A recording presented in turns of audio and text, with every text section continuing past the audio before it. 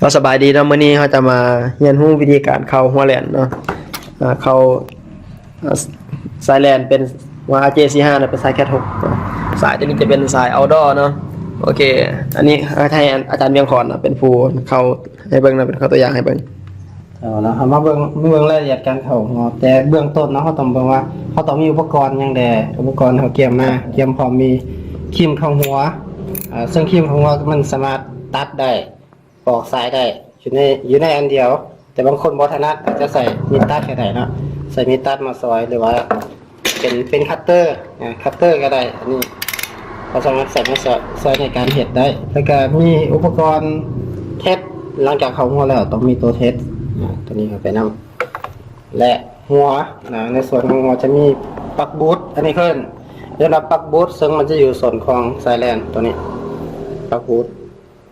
แล้วก็เป็นหัว J45 เป็นแคท6ต้องแม่นแคท6บ่แม่นว่า45เอาตัวใดก็ได้บางคนเอาที่เป็นแคท5มาใส่สายแคท6แล้วจะมีตัวนี้ที่อยู่ในมันมานำกันเวลาเราไปใส่สายที่เป็นแคท6มันจะมีตัวนี้มานำJแคท6จะมาพร้อมกันต้องใส่แบบนี้แล้วส่วนสายของมันเป็นสายที่ว่าแคท6ซึ่งอยู่ในข้าพเจ้าจะเห็นเป็นแพดคอร์ดจะเรียกว่าสายแคท6ที่เป็น outdoor ถ้าเป็น outdoor มันจะเป็นสายใหญ่แล้วมีเปลือกที่อยู่ทางนอกมันก่อนจะมาใส่อยู่ในนี้ข้าพเจ้าเฮ็ดอันนี้เอามา modify แล้วมาแก้ไขประยุกต์ใส่ข้าพเจ้าก็จะปอกสายทางนอกออกก่อนมันจึงจะได้มาเป็นเส้นหน่อยแบบนี้นะครับปอกสายเดี๋ยวข้าพเจ้าปอกให้เบิ่งนะแล้วคัตเตอร์ขีดนี่ก็ได้นะซึ่งอยู่ในนั้นมันจะมีสายที่เป็นเส้นนึงคือนะเป็นเส้นที่ให้เขาดึงให้มันง่ายขึ้นปอกสักนิดก่อนก็ต้องที่ระวังบาดมือโอเคสีก็ได้มันจะมีสายตัวนี้กระดึงปอกออกมาปึ๊บปอกไป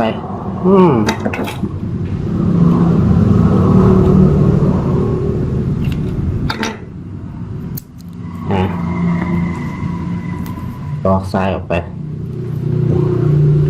อันนี้แคท6เอาดอมันจะมีแบบนี้ตัวนี้เขาทิ่มเขาเป็นมาใส่มันจะเป็นสายที่งามเลยโอเคนะไปขั้นตอนต่อไปเขาก็จะเป็นการเข่าหัวตัวที่เราเตรียมมาเป็นปลั๊กบูทเอาปลั๊กบูทใส่ก่อนใส่เข้าไปปลั๊กบูทใส่แล้วก็ทีนี้เราปอกสายตัวนี้ออกปอกสายซึ่งเขาจะใส่คัตเตอร์หรือว่าใส่มีดตัดก็ได้แล้วแต่ผู้ที่ถนัดละฉะนั้นเขาจะใส่คัตเตอร์ก็ได้กระปอกเห็ดเบาๆนะเพราะมันแฉบมันยึดเปลือกข้างนอกเนี่ยเด้งออก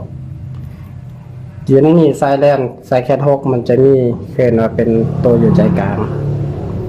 ตัวนี้ก็ตัดออกดึงออกเลยก็ได้หรือว่าเขาใส่มีตัดหรือคัตเตอร์ยังตัดออกก็ได้เราต้องตัดออกเลยมีตัดออกตัดจำๆเลยตัดออกก็ได้เนาะ แล้ว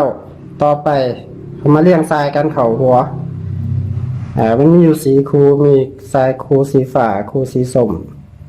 คูสีน้ำตาลและคูสีเขียว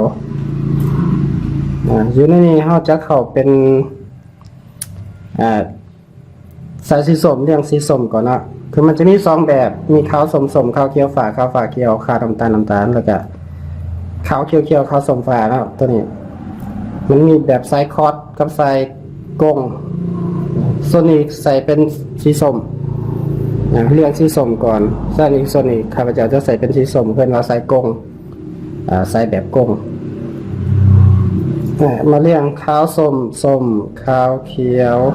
ใส่ขาวเขียวฟ้าขาวฟ้าเขียวขาวน้ำตาลเด้ตัวนี้ตามลำดับขาวส้มสีขาวส้มแล้วก็สีส้มล้วนแล้วก็ขาวฟ้าขาวเขียวก่อนแล้วก็สีฟ้าแล้วก็ขาวฟ้าเขียวขาวน้ำตาลแล้วก็สีน้ำตาลล้วนอันนี้เรียงสายตามเราจะเอาเรียงสายจับรีดทรายให้มันซื้อซะก่อนแล้วจะเอาตัว ใจของอาเจสีหามาใส่ แต่ว่าอยู่นั่นนี่ให้เอาตัวที่มีคาขึ้นมาจะมาใส่แต่ว่าเขาต้องตัดให้มันซ้ายมันเรียบก่อนเสร็จมันตัดนะมีตัดส่วนตัดให้มันเพียงกันกันตัดออกไปนะครับจับไปนะแล้วเอามาวางวิธีเอาใส่เท้าเลี่ยงซีมันถือลำดับมันถือครับเอาไปวางเสียบเข้าไปมันจะพอดีไปโอเคให้มันจำเข้ามาให้มันจำเข้าไปตัวสายสีดำก่อนดึงมันจำแล้วตัดสายออกอีกเทื่อนึงตัดออกอยู่ในนี้สามารถใส่คัตเตอร์ที่ต้องเป็นคัตเตอร์ที่มันเข้ามาตัดให้มันเรียบเลยหรือว่าใส่มีตัดข้าพเจ้าจะใส่มีตัดนะตัดตามโซนนี้ตัดติดเลยตัดออก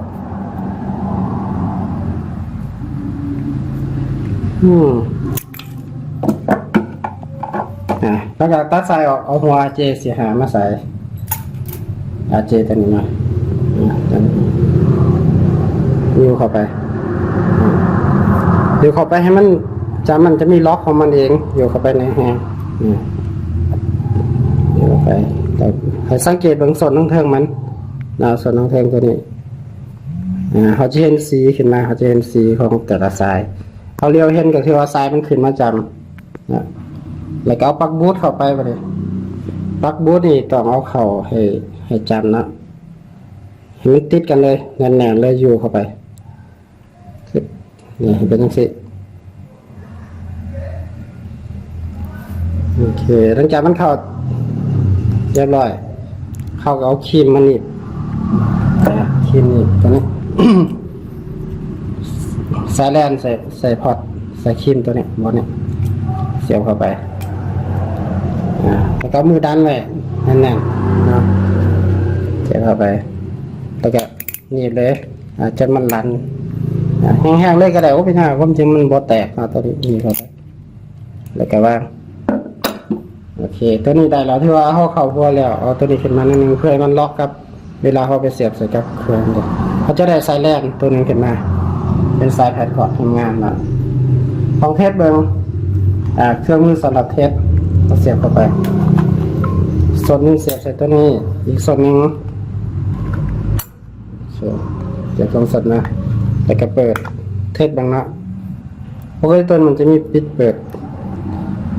เข้ากดปลายมันจะแลนเทสบังว่ามันแลนแต่ละตัว